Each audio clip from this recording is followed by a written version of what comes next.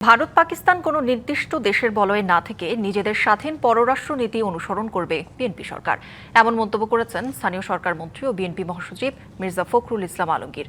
আর তথ্যমন্ত্রী জানান, অর্থনৈতিক ও ভূ রাজনৈতিক স্বার্থ সংশ্লিষ্ট সব দেশের সঙ্গে বন্ধুত্বপূর্ণ সম্পর্ক নিয়ে এগিয়ে যেতে চায় বাংলাদেশ।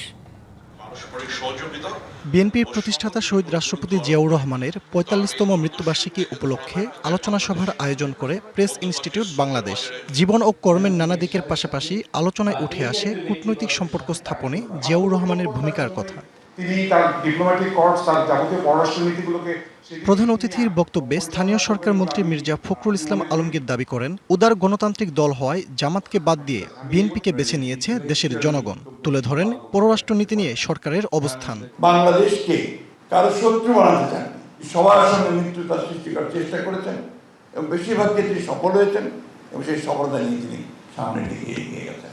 বাংলাদেশের সঙ্গে যখন আপনার পাকিস্তানের খেলা হয় তখনও তারা বাংলাদেশের পক্ষে চিৎকার করে, আবার যখন আপনার ভারতের বিরুদ্ধে খেলা হয় তখন একইভাবে চিৎকার করে।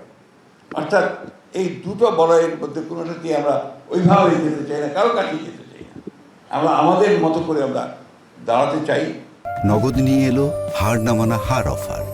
সর্বনিম্ন ১০,০০০ টাকা রেমিটেন্স নগদে পাঠালে থাকছে স্বর্ণের হার জেতার সুযোগ।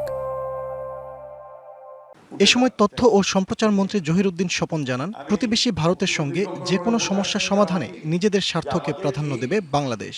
আমদানির উৎস চীন, ভারত, রপ্তানির ডেস্টিনেশন ইউরোপ, আমেরিকা এবং আমার রেমিটেন্সের উৎস হচ্ছে মধ্যপ্রাচ্য। অন্যদিকে হচ্ছে আপনার রাশিয়ার $1 billion nuclear power plant project. আমাকে প্রয়োজন হলে পরে নেপাল থেকে হাইড্রো পাওয়ার আনতে হবে, ভুটান থেকে হাইড্রো পাওয়ার আনতে হবে, ভারতের মধ্য থেকে আনতে হবে। ভারতের মধ্যে উদীয়মান শক্তি, তার যদি কোনো সমস্যা থেকে থাকে আমার টার্মস অ্যান্ড কন্ডিশনে তার সমস্যার সমাধান করতে আমি প্রস্তুত। So nothing negativity, we are inclusive. এর আগে পিআইবি প্রাঙ্গণে শহীদ রাষ্ট্রপতি জিয়াউর রহমানের জীবনের নানা দিক নিয়ে পত্রিকার প্রতিবেদনের প্রদর্শনী ঘুরে দেখেন দুই মন্ত্রী।